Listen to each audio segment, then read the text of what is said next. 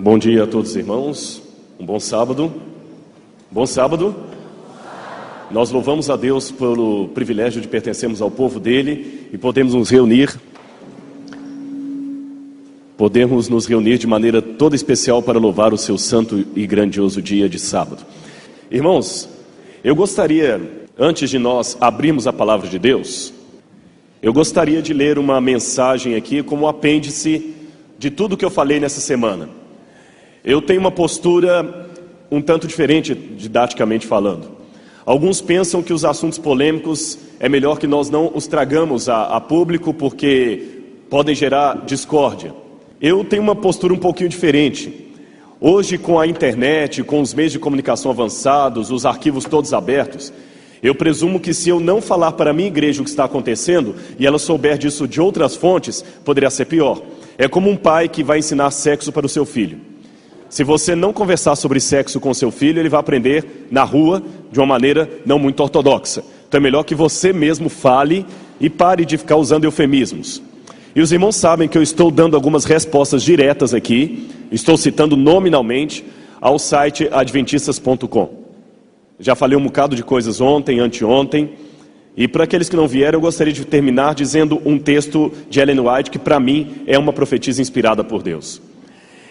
Em 1893, um irmão chamado Stanton escreveu um folheto, e nesse folheto ele queria dizer que a igreja de Deus estava em apostasia terrível, e que os irmãos deveriam mudar algumas coisas na igreja, e que a igreja não deveria mais ouvir os pastores, porque ela estava quase a ponto de ser vomitada da boca de Deus. Ela já quase poderia ser considerada ex-igreja de Deus. E esse irmão Stanton mandou os folhetos dele para toda parte, inclusive para a Austrália, e ele usava largamente os textos do Espírito de Profecia. Quando a irmã White recebeu esse folhetos que estavam acusando os pecados da igreja, tornando notórios as coisas erradas da igreja, a irmã White escreveu uma longa carta para o irmão Stanton. Eu não vou ler toda a carta da irmã White, mas eu vou ler algumas partes e vocês vão ver como ela pode se aplicar perfeitamente ao que o pessoal do adventistas.com e outros sites congêneres estão fazendo. Ela escreve aqui: muito me entristeci ao ler o folheto publicado pelo irmão S., que é o irmão Stanton, e pelos que a ele se associam na obra que está fazendo. Sem o meu consentimento, eles têm feito seleções dos testemunhos e as inseriram no folheto que publicaram para dar a aparência de que os meus escritos aprovam e apoiam a posição que eles advogam. E ela vai dizendo aqui, questões há nos testemunhos, preste atenção nesse texto, questões há nos testemunhos escritos que não são para o mundo em geral, mas para os filhos de Deus crentes, e não é próprio tornar público para o mundo instruções, advertências, reprovações e conselhos dessa espécie. Vou repetir: questões há nos testemunhos escritos que não são para um público em geral, mas para os filhos de Deus crentes, e não é próprio tornar público para o mundo instruções, advertências, reprovações ou conselhos dessa espécie.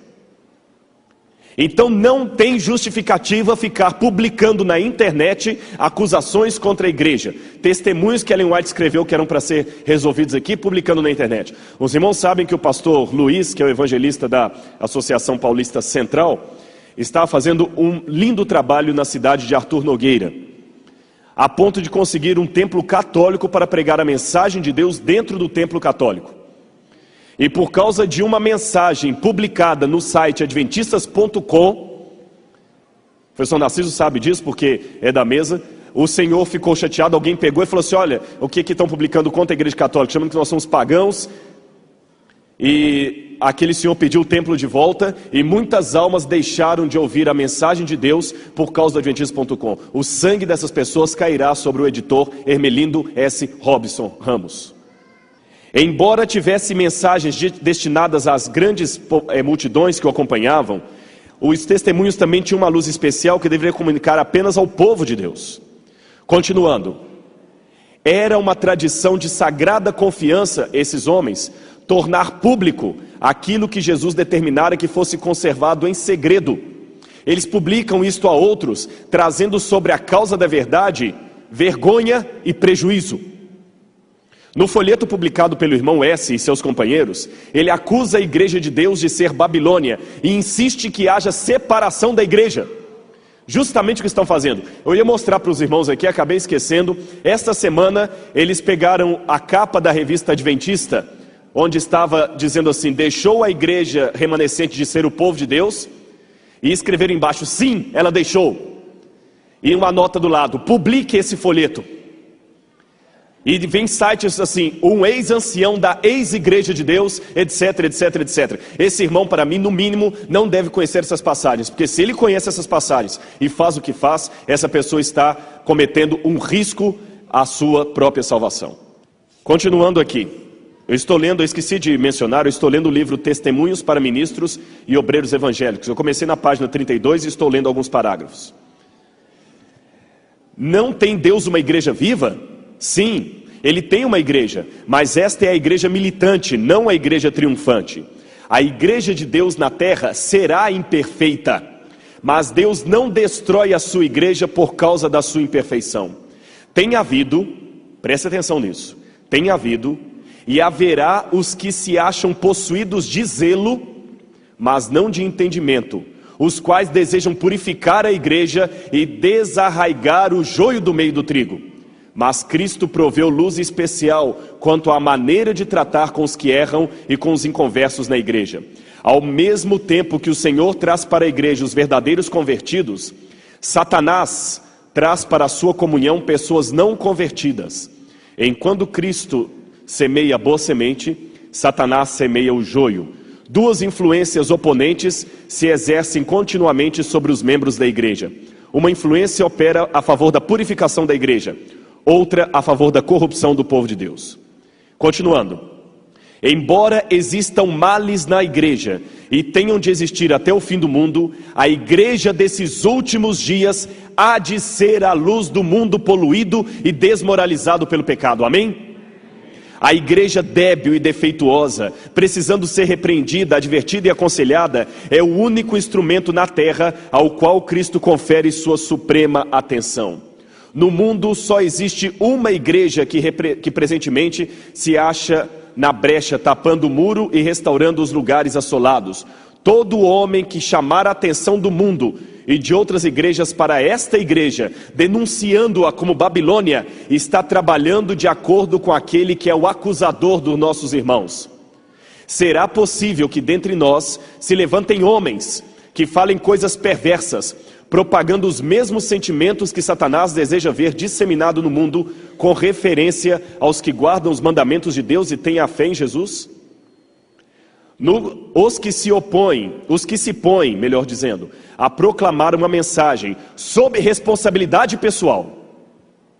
O site adventistas.com deixa bem claro, esse site é de responsabilidade do editor, ele não é um site oficial. Olha o que ela diz: os que se põem a proclamar uma verdade sob responsabilidade pessoal e que ao mesmo tempo se declaram designados e guiados por Deus, constituem sua obra especial para derribar aquilo que Deus durante anos tem estado a erguer, e não estão cumprindo a vontade de Deus. Saiba-se que esses homens se encontram do lado do grande enganador. Não os creais, atenção para isso aqui. Estão se aliando ao inimigo de Deus e da verdade, porão a ridículo a ordem estabelecida no ministério. Eu já estou farto de ver um ex-pastor denunciando pastores. Aliás, eu aprendi uma coisa: quando o macaco não pode comer a banana, ele fala que ela está podre. É curioso que ex-pastores que queriam estar de volta no ministério com a credencial e não podem mais, começam a criticar o ministério. São quase todos ex-pastores, quase todos que já foram vítimas do 7º mandamento. Será que é só uma coincidência?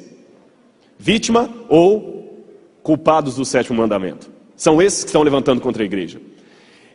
Eles porão a ridículo a ordem estabelecida no ministério, considerando-a um sistema eclesiástico e imperialista. Afastai-vos desses, não tenhais comunhão com sua mensagem, por muito que citem os testemunhos.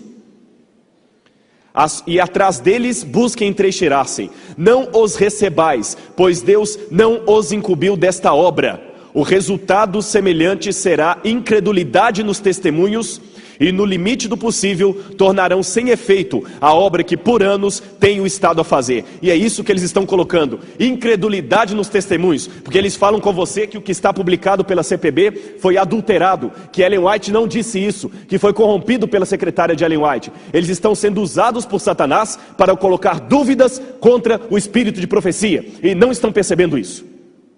Eu espero que não estejam, porque se estiverem, Deus tenha piedade da alma dessas pessoas. Até anteontem você não sabia disso. E se você então continuasse recebendo esse tipo de gente, conversando, acessando o site, você estaria no tempo da ignorância. Agora você sabe. E por favor, se alguém está aqui que vai mandar cartinha para o adventistas.com, não coloque lá, olha como os pastores tratam os membros leigos, nos chamam de esse tipo de gente. Eu não falei nada, eu só li. Se você publicar, o pastor Rodrigo falou que não é para receber ninguém que discorda da Trindade, cuidado, o pastor Rodrigo não falou nada, o pastor Rodrigo leu. Está chateado, reclame com a irmã White. Eu sou responsável pelo que eu escrevo, pelo que eu leio, brigue com o autor. Ou melhor, não reclame com a irmã White, reclame com o Espírito Santo, porque ela também só falou que foi inspirada a escrever, ela não falou por moto próprio. Vamos, do jeito que estamos, fazer uma oração para abrirmos a palavra de Deus? Sentindo a presença de Deus Pai, Deus Filho e Deus Espírito Santo nesse recinto sagrado, pedimos, Senhor, que agora a reverência tome conta dessa casa.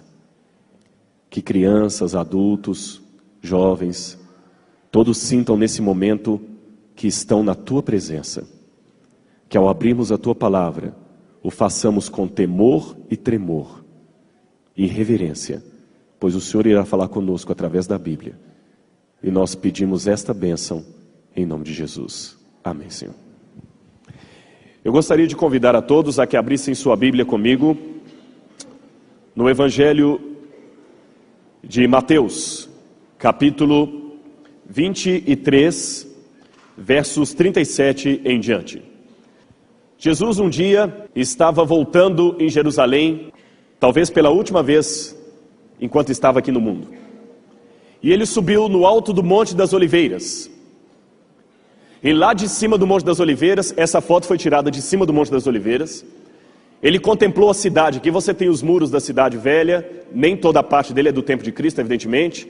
No lugar do templo, hoje existe o templo muçulmano e a mesquita de Al-Aqsa, que fica um pouco mais ao lado.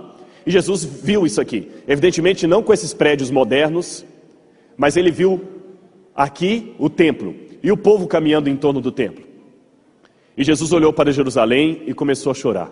E ele falou: Ah, Jerusalém, Jerusalém, que matas os profetas e apedrejas os que te foram enviados.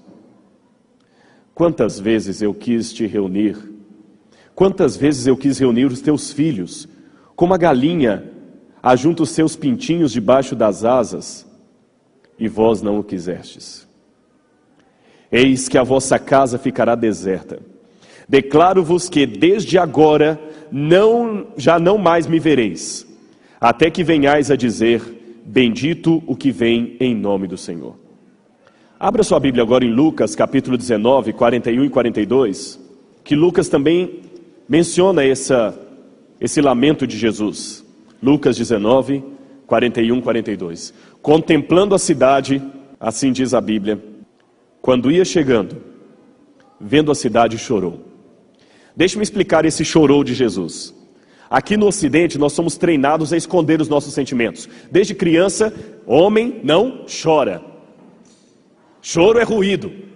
No Oriente Médio eles não são assim. Eles sentem a emoção de maneira muito forte. Eu vi situações interessantes. Aliás, mesmo na reportagem vocês podem ver. Quando tem um funeral, quando morre alguém, as mulheres começam a bater no peito. Já viram isso? Começam a bater, começam a fazer assim no rosto. Pegam o cabelo, começam a esticar. Algumas arrancam o cabelo. Começam a pegar poeira do chão, jogar na cabeça. Eles choram, choram mesmo.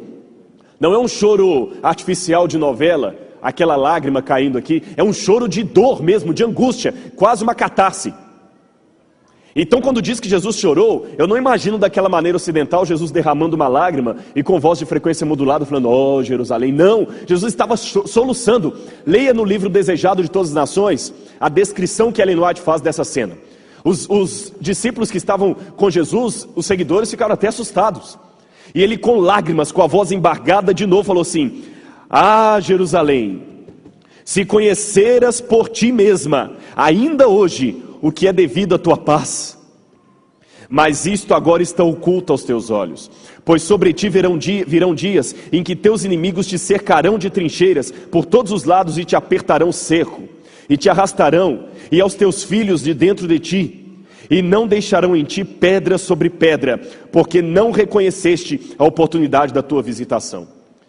A palavra Jerusalém, em hebraico, Yerushalayim, significa habitação da paz. Yerushalayim.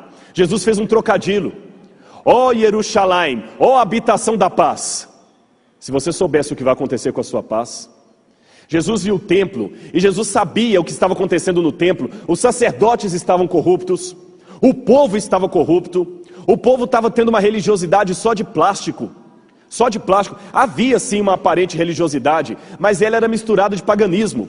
Aqui no templo, no canto superior esquerdo, ficava a torre de Antônia, construída pelos romanos para ficar vigiando a cidade, ficar vigiando principalmente o pátio do templo. E ali os vendilhões ficavam profanando o templo de Deus. A religiosidade era toda de plástico. As pessoas levavam o cordeiro para sacrificar aos sábados e aos dias especiais de festa, sem nenhum vínculo, sem nenhuma espiritualidade. O povo seguia a religião apenas por mera formalidade. Jesus chegou a mencionar assim, ah, fariseus, vocês constroem túmulos para os profetas. Já leram isso na Bíblia? E falam, se estivéssemos no tempo dos profetas, teríamos valorizado as palavras deles. Ora, meus amigos, vocês são como esses sepulcros que vocês constroem, sepulcros caiados. Esses são 2 túmulos construídos. Esse aqui era de Absalão, filho de Davi, e esse foi um túmulo construído para o profeta Zacarias. Até hoje em Jerusalém são os 2 únicos túmulos que restaram. Na época de Jesus isso aqui deveria ser muito bonito. Hoje aqui você entra, está tudo abandonado, cheio de lixo, o pessoal entra para cheirar cola, fumar droga aqui dentro, orgia, você entra, está tudo cheio de bebida, garrafa de bebida quebrada. Mas na época de Jesus era um túmulo lindo. E ele apontou para esse túmulo e falou assim, vocês ficam edificando o túmulo e falando, nós respeitamos os profetas, mas vocês são assassinos como os pais de vocês. Irmãos, esta mensagem de Jesus para a igreja de Jerusalém era muito séria. Os judeus andavam com o filacterium aqui na testa, onde tinha a lei. Até hoje eles usam e ficavam recitando Baruch atah Adonai Eloheinu melech haolam hamotzin len. Até hoje aquele lamento, toda aquela religiosidade. Mas Jesus falou assim, isto é religião de plástico. Vamos abrir um parênteses, porque se eu falar só do passado sem trazer uma comparação para hoje, nada feito. Será que não corremos o risco hoje de estar entrando na mesma religiosidade de plástico dos judeus daquela época? Eu vou explicar melhor o que eu quero dizer. Por que você vem aqui hoje? Porque está tendo uma programação especial ou porque você veio cultuar a Deus no dia de sábado? Eu gostaria de acreditar que, com exceção das visitas que estão passando férias aqui, que todo sábado essa igreja ficasse cheia assim. E que você não fosse à igreja apenas para ouvir um bom sermão. Você fosse porque você quer adorar a Deus. Você foi porque dia de sábado não é dia de você ficar dentro de casa. A menos que você esteja impedido de sair por causa de uma questão física qualquer. Mas se você não tem nenhum impedimento físico, o seu lugar é na igreja. Não é em casa, assistindo a DSAT. É na igreja. Os irmãos já notaram como é que nós às vezes começamos a ter uma religião muito parecida com o espiritismo? Como assim, pastor? Eu vou explicar. Eu cheguei a essa conclusão nas férias agora. No Espírito Santo eu fiquei olhando na praia lá, o professor Narciso até não o encontrei, mas soube que ele estava lá. Da passagem de ano, o pessoal tem a mania, não só no Espírito Santo, em qualquer lugar de praia, de pular as 7 ondas. Vestem de branco. Nós estávamos passando a passagem de ano na casa de uma prima da minha esposa, uma prima nossa, e lá do terraço a gente viu os vizinhos lá, de mãos dadas, rezando um Padre Nosso com a Ave Maria. Eu pensei, curioso, muitas vezes as pessoas passam um ano inteiro sem procurar uma igreja. Não vão à igreja em momento nenhum. Não acreditam em Deus, dizem que religião é bobagem, mas na passagem de ano ele está de branco lá, pulando as 7 ondas, ou fazendo o Padre Nosso com a Ave Maria, ou colocando um pouquinho de arroz com o pires atrás da porta para trazer boa sorte. Não é assim? Será que nós, adventistas, também não temos o risco de acabar caindo nessa situação? A gente não ora a Deus, a gente usa a oração como talismã. Vamos sair? Vamos, ora aí para não acontecer nada. Parece talismã, não parece talismã? Vai orar? Já orou? Já orou? Não, então ora para a gente sair. Será que a oração que nós fazemos antes de começar o culto, que sempre faz nessa linha pastoral, é uma oração de comunhão com Deus ou um talismã para dar tudo certo? A oração para muitos parece uma figa de boa sorte, um talismã. Vamos orar para nada acontecer. Oração é abrir o coração a Deus como um amigo, não é declamar uma poesia para Deus simplesmente. Outra questão interessante, ser adventista do 7º dia não é só acreditar na volta de Jesus. Tem gente que fala assim, eu sou adventista porque eu creio na volta de Jesus. Deixa eu fazer uma pergunta para você. O demônio crê ou não crê? Crê ou não crê? O demônio crê na volta de Jesus? Então o demônio é adventista? Então ser adventista não é só crer na volta de Jesus, é querer a volta de Jesus, é ansiar a volta de Jesus, é se preparar para a volta de Jesus. E com esse preâmbulo, eu gostaria de falar de uma outra cidade agora. E contar para os irmãos uma das piores crises que a igreja adventista do 7º dia já passou e que aponta para a última crise do povo de Deus. Qual foi a primeira cidade que nós falamos essa manhã? Nossa, está fraco o coral. Qual foi a primeira? E o que significa Jerusalém? A habitação da paz. Eu gostaria de falar de uma outra cidade. Essa é uma foto antiga dessa cidade. O seu nome, Battle Creek. Curioso que Jerusalém significa habitação da paz. Battle Creek significa riacho da batalha. Essa cena que vocês estão vendo aí, essa é uma foto tirada em 1902 de um dos bairros comerciais de Battle Creek. Era um dos bairros mais caros da cidade, onde moravam as pessoas com maior poder aquisitivo.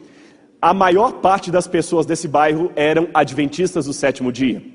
60% da cidade eram adventistas do 7º dia. Era parecido com o Parque Hortolândia aqui. Viu? Muito parecido, muito parecido. 60% da cidade era adventista. Você esbarrava com o irmão por todo lado. Você espirrava aqui, o irmão respondia lá, bless you. Todo mundo conhecia todo mundo. Só aqui havia mais de 1000 famílias adventistas nesses quarteirões que vocês estão vendo aí. Essa é uma foto de 1902. Aí, como eu falei, outra foto também do bairro adventista da ocasião. Todo mundo ali é adventista. No sábado, todas as lojas se fechavam. Todo mundo ia para a igreja, o Dime Tabernacle, ou o Tabernáculo de Dim. Essa igreja era tão grande que ela tinha no seu hall de membros, ela contou uma vez com 3.700 membros. Eram 173 classes da escola sabatina. Quantas unidades da escola sabatina há aqui? 27. Ali haviam 173 unidades da escola sabatina. 3.700 membros. Só que parece que Deus não estava muito satisfeito com esse aparente progresso da igreja em Battle Creek. Porque Deus queimou tudo. Em 1922... essa bela igreja foi queimada. Essa foto que vocês estão vendo é da igreja depois do incêndio. Uma outra foto lateral foi totalmente destruída depois do incêndio de 1922. Havia também na cidade um orfanato adventista, tipo o lar de meninas da Golden que há aqui. Era o orfanato Haskell Home, em homenagem a Stephen Haskell. E o orfanato também pegou fogo em 1909. Felizmente não morreu nenhuma criança. Havia também a The Battle Creek Food Company, a fábrica de alimentos, a Superbom deles. Tudo em Battle Creek. Depois isso foi encampado pela Kellogg's. Aí essa outra foto da fábrica de alimentos adventistas da cidade. Era uma fábrica muito grande, maior do que o escritório da Superbom aqui hoje. Havia o colégio missionário de Battle Creek, e Ellen White já estava preocupado que o colégio missionário, que tinha o curso de enfermagem, já não estava mais preparando obreiros. O status começou a subir tanto, que agora era luxo estudar na escola adventista. Então, para manter esse status, eles começaram a contratar professores não adventistas, começaram a tornar as aulas de religião facultativas, opcionais. E a senhora White falou, o colégio missionário de Battle Creek já não está mais formando missionários, como era o seu propósito. Essa é outra foto do colégio. Agora o colégio está querendo se promover. E promoveu mesmo, que o prédio era enorme. Esse é um curso, uma das formandas de enfermagem que havia ali no colégio. Esse era um grupo. Eu sei que os rapazes estão pensando, se eu estivesse naquela época eu permaneceria solteiro. Eu também tive essa impressão, mas as fotos no passado eram diferentes, viu?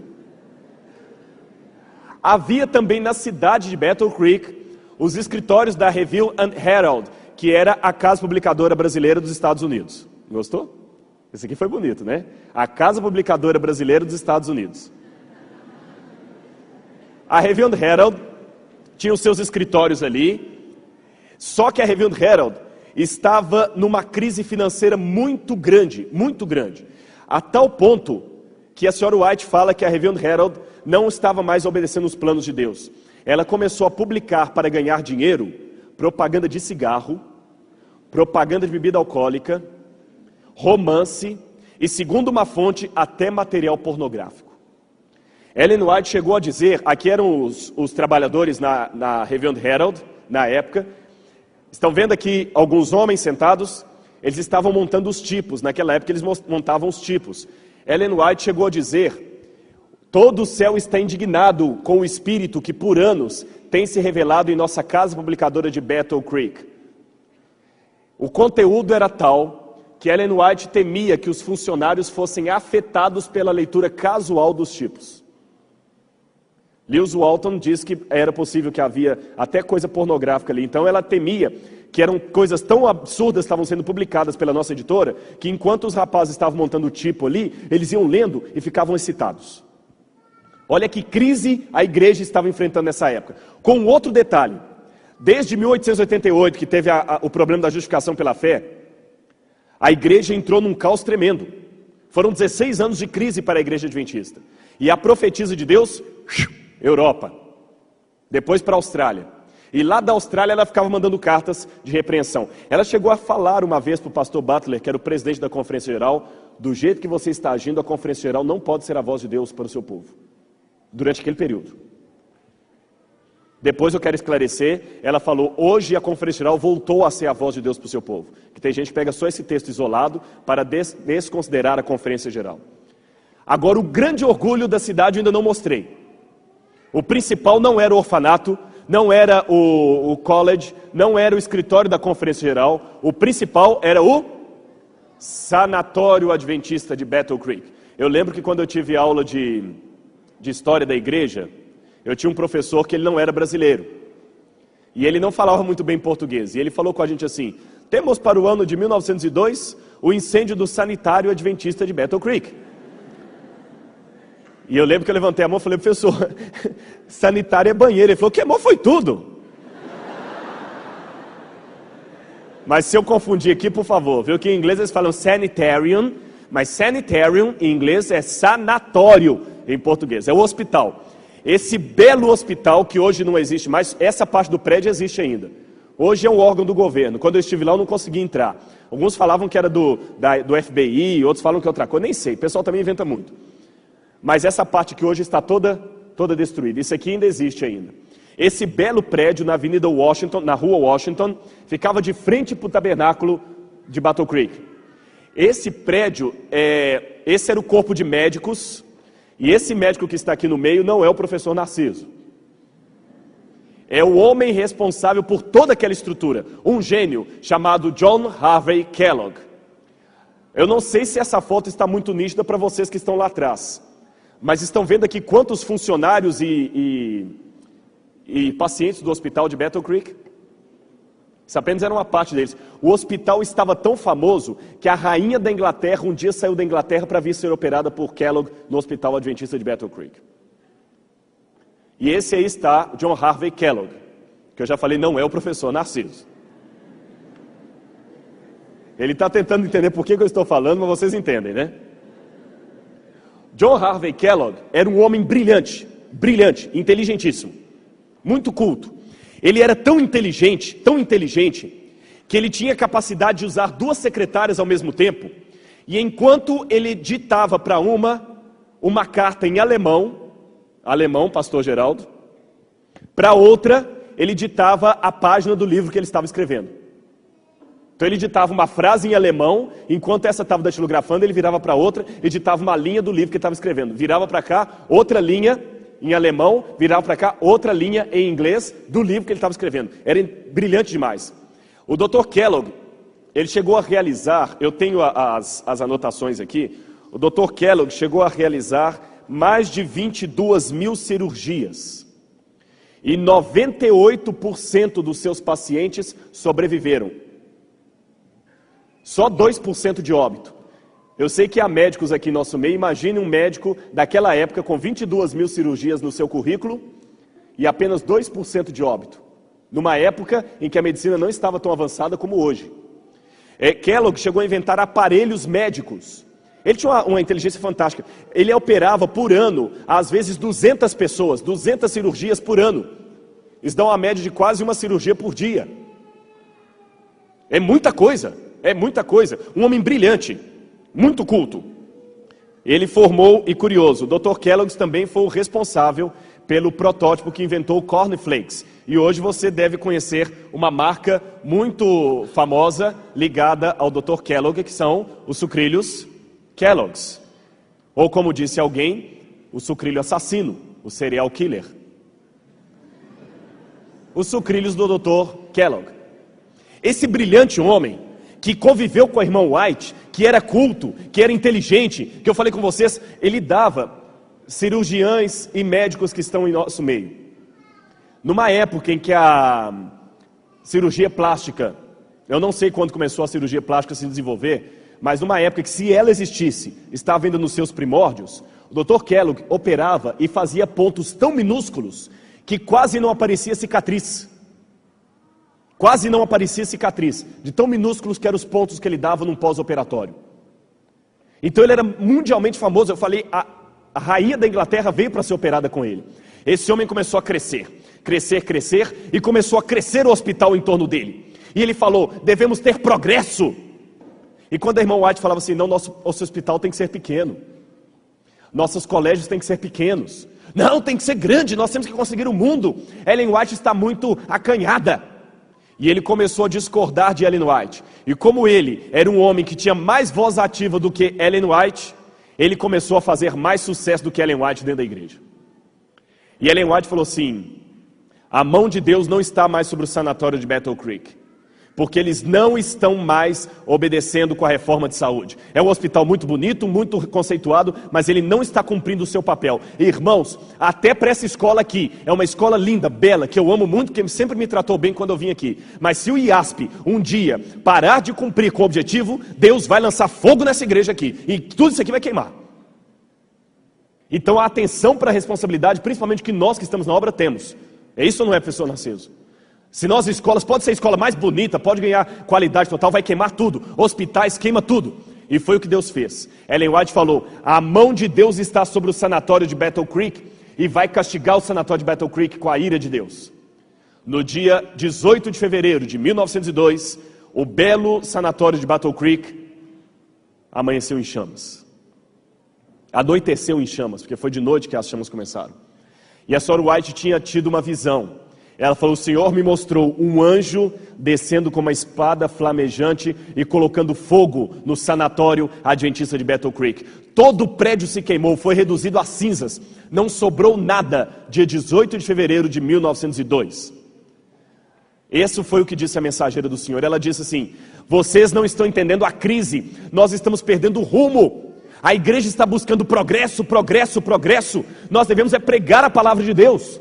Nós estamos preocupados em construir só casas bonitas, só em ter roupas bonitas. Estamos ocupados demais com as coisas desse mundo e estamos esquecendo de Deus. Aliás, deixe-me citar uma frase do professor Valdecir Lima, que eu não sei se é dele ou se ele citou, mas como eu ouvi dele, eu vou citar dele. Uma das grandes estratégias de Satanás para a sua vida é fazer você ficar ocupado demais com coisas importantes, a ponto de não ter tempo para as coisas essenciais. Os pais hoje estão ocupados demais trabalhando para comprar o Nike do filho. Que se o filho não usar tênis Nike, ele vai entrar em crise. Se ele não usar roupa de marca, ele entra em crise. Aí o pai que poderia trabalhar 8 horas, tem que trabalhar 12, 15 para sustentar o luxo. E permitam-me usar a expressão, a vaidade dos filhos. E a gente fica falando que modéstia cristã é só não usar um brinco, alguma coisa. Modéstia cristã vai muito mais além disso, irmãos. Modéstia cristã está talvez no tipo de conforto que eu estou dando para minha família. Eu estou dando conforto ou estou dando luxo? Uma coisa é querer ter um bom carro. Porque eu quero ter um bom carro, eu preciso viajar e estar dentro das minhas posses. Outra coisa é ficar trocando de carro cada 6 meses. Só por quê? Porque o carro para mim já não é mais um meio de transporte. É uma maneira de dizer quem eu sou. Uma coisa é querer ter uma casa confortável para mim e a minha família. Outra coisa é querer construir na terra a mansão que eu espero ter um dia no céu.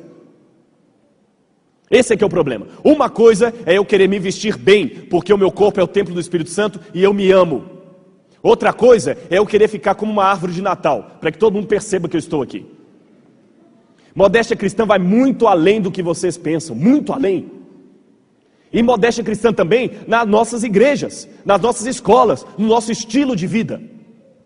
Ellen White falava tudo isso, mas um bom homem de Deus, pastor Arthur Daniels, cometeu um erro.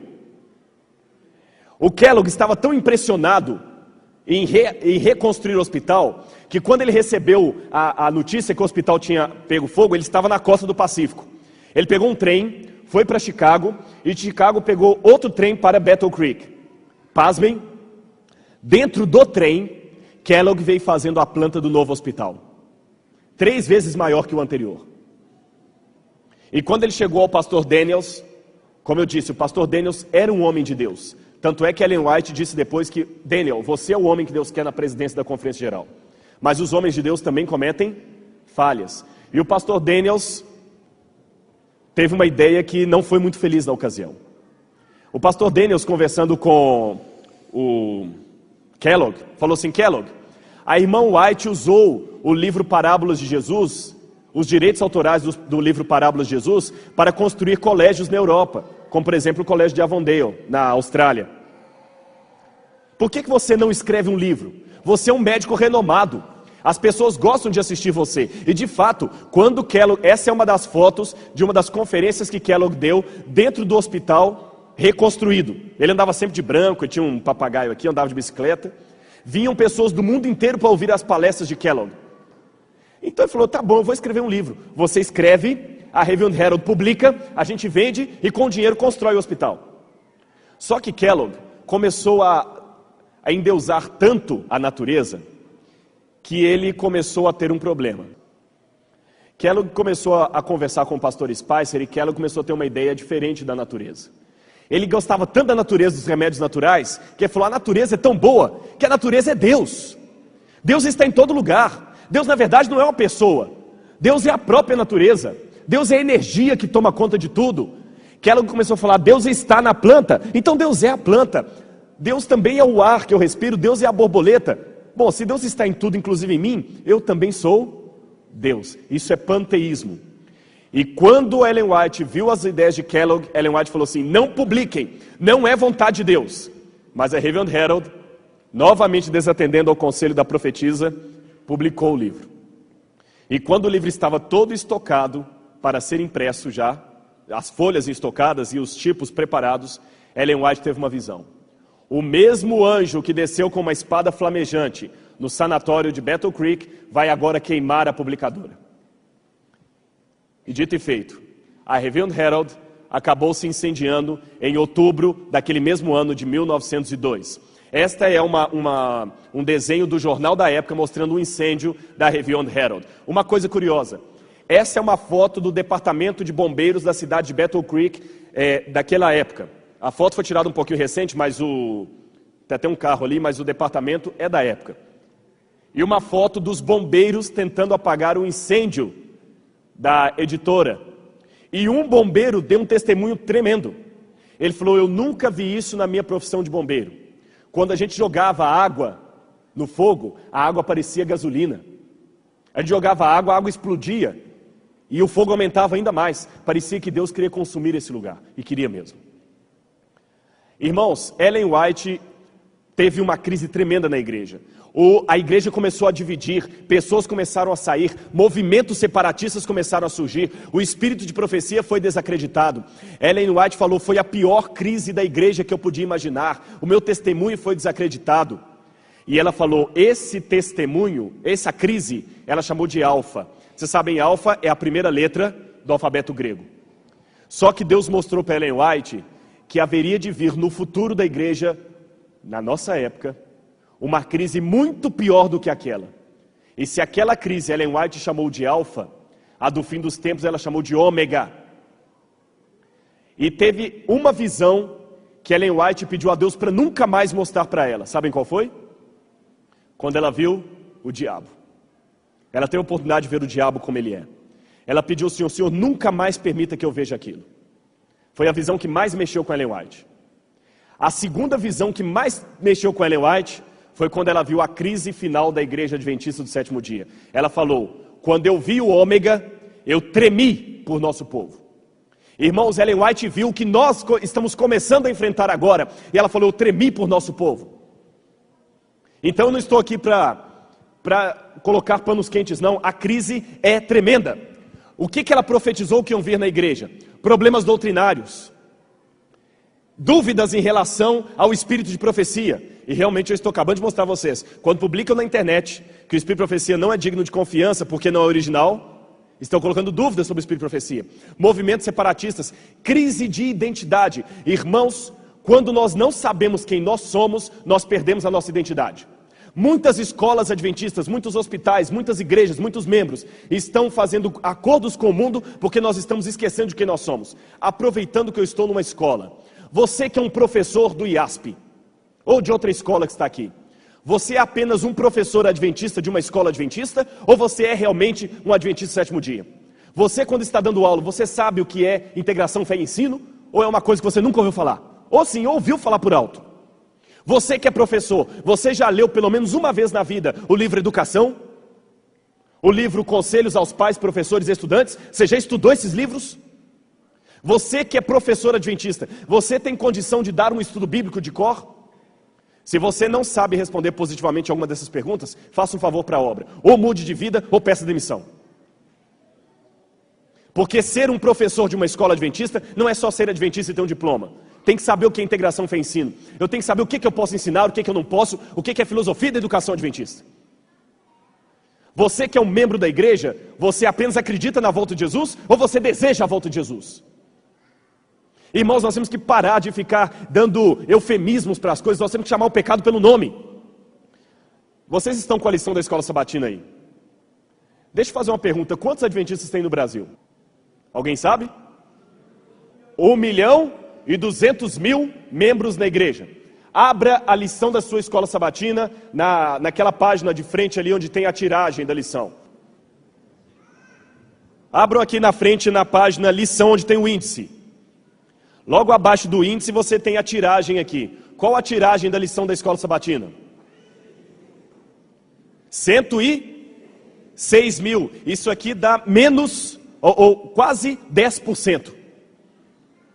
Para uma igreja que tem 1 milhão, vão até colocar o seguinte, lição de jovens, crianças, vamos botar mais 100.000 para abarcar essas outras aí. Vamos botar mais 100.000. Se a CPB tem uma tiragem de 200.000 lições, incluindo adultos, crianças, juvenis, nós temos menos de 20% da igreja estudando a lição. Eu tive o privilégio de receber um convite para escrever a Inspiração Juvenil de 2005. Sabem quanto é a tiragem da Inspiração Juvenil? A do pastor Geraldo Maschi, que tiraram 2.000 exemplares a mais, ficou em torno de 16.000 exemplares. Mas eu não acredito que a igreja tem só 16.000 famílias com crianças. Muito mais. O que está acontecendo? Irmãos, é uma série de coisas que nós temos que mudar. Ou nós somos cristãos de verdade, ou nós estamos brincando. E eu quero terminar esse sermão dizendo uma coisa muito séria aqui para os irmãos. Eu não vou pôr pano quente. Uma grave crise aguarda o povo de Deus. E olhe para mim aqui agora. Se tinha uma parte do sermão que você tinha que perder, é o que eu preguei até aqui. A parte mais importante é agora que eu quero falar ao seu coração. Olha para mim aqui agora. Todo mundo. Mesmo quem está lá atrás com dificuldade. Se tiver alguém conversando no corredor, peça só um minutinho que o pastor vai falar. Vamos parar de brincar de cristianismo. Eu amo essa igreja, mas o Deus que eu sirvo ama essa igreja muito mais do que eu. E Ele está apelando. Filho, reforma a sua vida. Reforma a sua alimentação, seu estilo de viver, seu estilo de andar, seu estilo de programação. Reforma, filho. Ainda estamos em tempo de graça, mas essa graça não vai durar por muito tempo. E o Espírito Santo não vai ficar insistindo com o seu coração por muito tempo. Deus é educado. Há um determinado momento que Ele para de insistir. Ou melhor, Ele nunca para, nós é que paramos de ouvir. E quando a porta da graça se fechar, uma classe numerosa, isso está em Ellen White no livro Grande Conflito, uma classe numerosa dos que têm professado fé na mensagem do terceiro anjo, pulará para as fileiras do adversário. Irmãos, é uma declaração muito solene que eu faço essa manhã aqui, com base no Espírito de Profecia. Um grande percentual dos que estão assentados aqui não entrarão no céu. Agora, não me interessa saber quem é quem. O que me interessa é o seguinte, ainda que sejam só 5, 10, 15, 20% daqui que vão para o céu, Senhor, eu quero estar entre esses. Amém?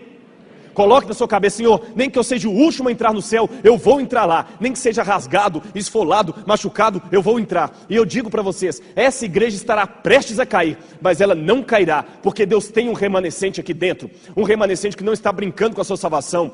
Um remanescente que sabe da sua condição espiritual. Um remanescente que não quer ficar brincando de gozar quem quer seguir reforma de saúde. Piadinha de vegetariano. E Deus também não quer o legalista da justificação pela soja. Deus quer pessoas que reconhecem as suas fraquezas, mas não são acomodados. Eles querem mudar de vida e, pelo seu exemplo, mudar outros em seu redor. Deus quer pessoas que estejam preocupados em vir à igreja porque Ele quer adorar a Deus, não apenas ver um bom sermão, um bom entretenimento. Você quer ver um show? Não vá à igreja, vá ao teatro. Quer ver um bom espetáculo? Vá ao cinema. Agora, quer ouvir a palavra de Deus? Aí sim, vá à igreja.